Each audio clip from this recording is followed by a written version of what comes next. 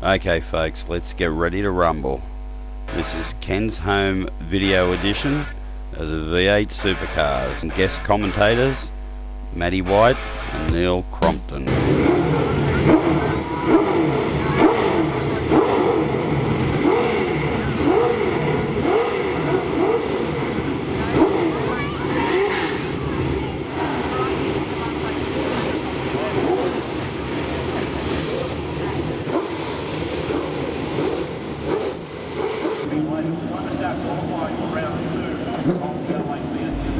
Okay, with the V8s rolling out, it's about time we crossed over to our Channel 7 commentary team. Matty White and Neil Crompton. So here's the Fuso grid for the first 31 lapper of the first sprint round of the season. As I mentioned, an all HRT front row, Tander and Scaife. An unbelievable run of success in qualifying and likewise for race for Mark Scaife around here at Eastern Creek. It's Kelly and Whincup in row 2. Row 3 belongs to Cam McConville, Wow Racing, and Will Davison, who's leading the charge for DJR. More on that shortly because his teammate is struggling around here. Courtney and Lee Holdsworth find themselves inside the top 10. And a terrific starting effort, the best of his young career for the 18-year-old Kiwi, Shane Van Gisbergen. He's done a great job this weekend. In fact, he's been doing a great job all season so far. He looks really strong. Clearly, he's going to get better. There's Fabian Coulthard down in 14. Yesterday had a big moment down at turn 1, front suspension problem for him, pitching him off the road. Lots of drivers frustrated about a lack of balance and performance in the cars. In fact, if you were to take the field as a whole and then average out all their comments, everybody's in search of grip.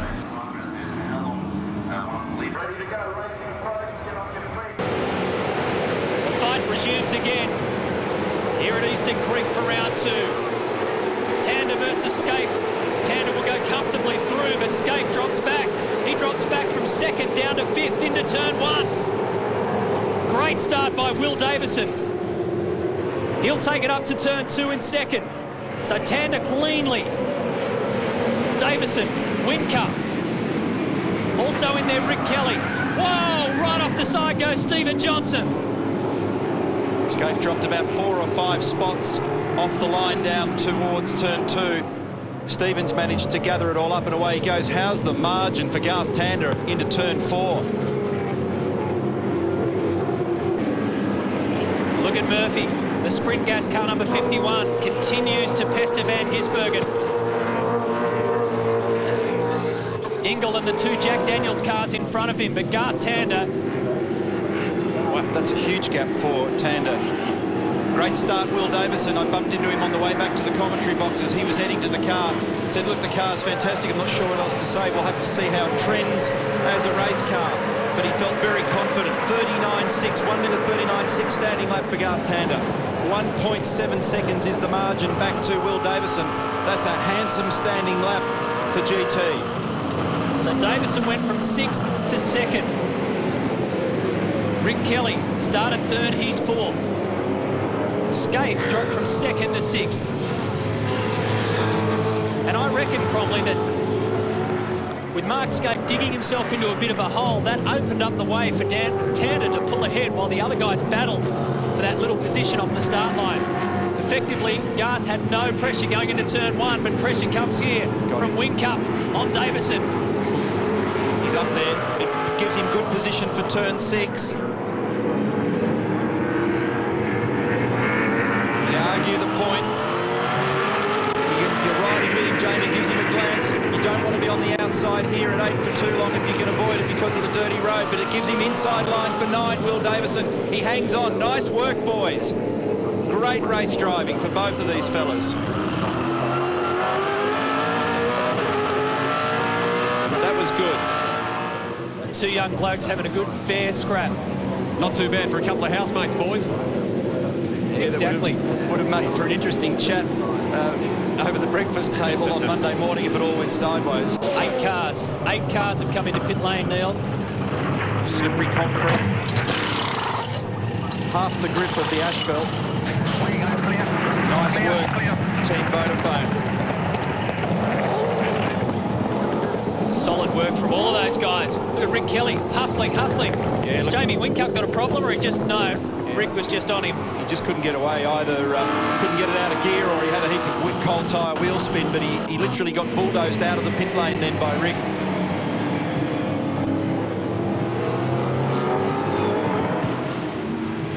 You know what happens when somebody gets a sniff. We'll start hammering away. Look at this, Marcus Marshall in a cloud of smoke. McConville's in this lap, and so is Craig Lowndes. Marcus Marshall not happy about whatever's unfolded there.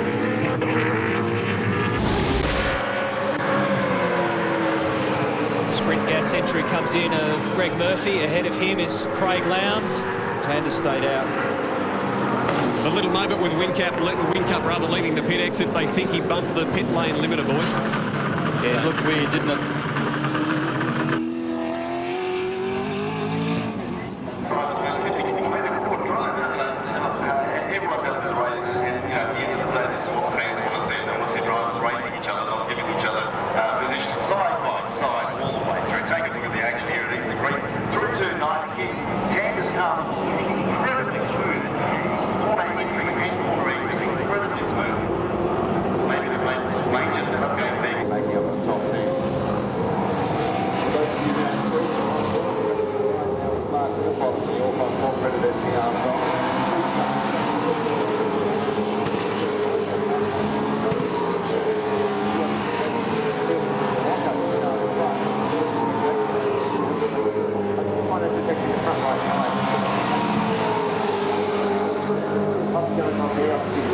The guys around you aren't going to make it easy for you. No, and it shows you just how much you gained at the start. I don't know of anywhere else in the race.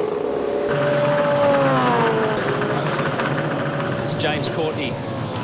Gelbwin Motorsport, car number 4. All clear to go, clear to go.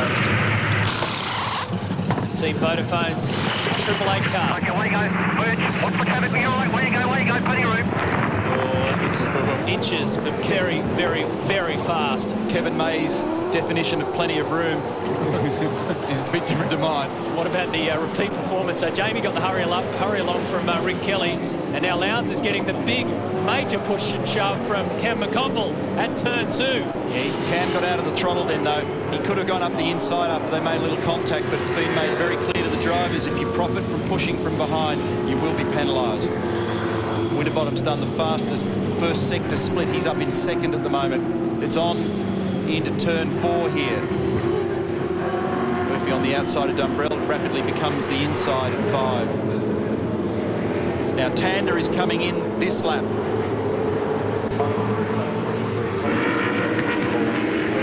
12.2 seconds over Winterbottom the last time through, so he's got lots of time to relax. He just crossed the control line, so he's got one full lap here before he comes in, Garth Tander.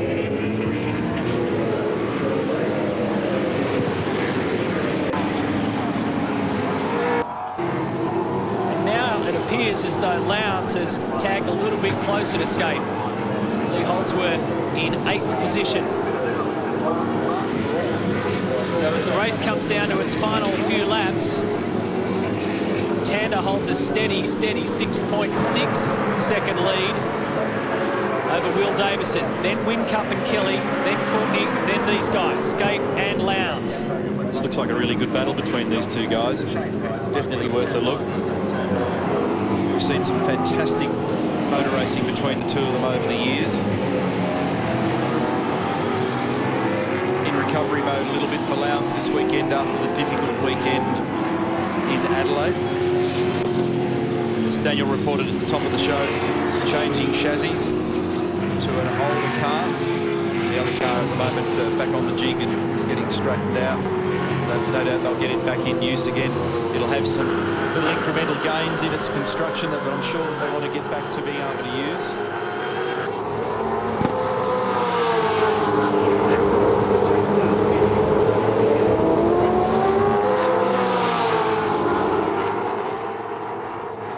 Cue a rhythm that you drive to.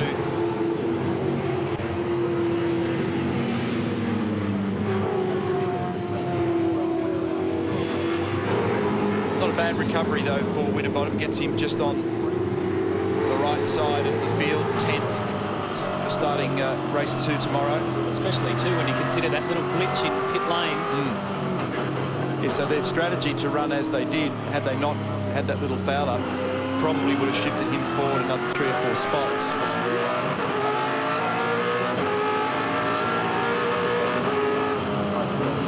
This has been a really good pressure motor race too between these two, and how good was that stuff at the beginning? Well, I was just thinking, you know, they had such a great start, and then ever since then they've pretty much settled into this view.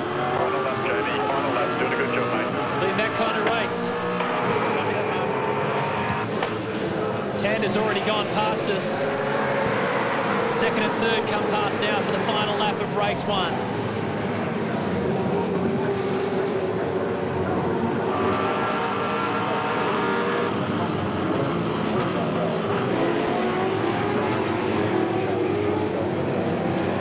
Keep it clean here. It's worth 92 points for second and 86 for third.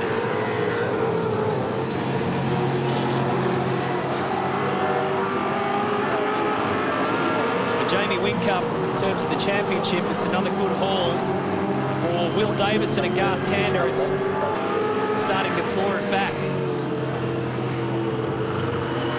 So when they left Adelaide, Will was 18th in the championship, Garth 19th. This will help. More importantly, like you said, Neil, it puts them right up in the front for the start of race 2 tomorrow.